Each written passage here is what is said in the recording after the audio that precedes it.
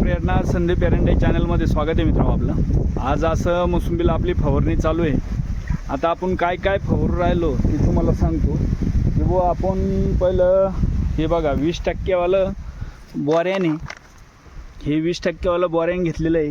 त्याच्यासोबत हे इडिटेड झिंग आहे, झिंग बोऱ्यान आणि आपलं हे बघा 05234। आता हे 05234 घेतलेले आपण 5 ग्रॅमना 05234 घेतलं आहे। झिंग 1 ग्रॅमना घेतलं आहे, बोऱ्याने 1 ग्रॅमना घेतलं आहे आणि स्टिकर आहे, स्टिकर आपण अर्धा ml ना घेतलेलं आहे।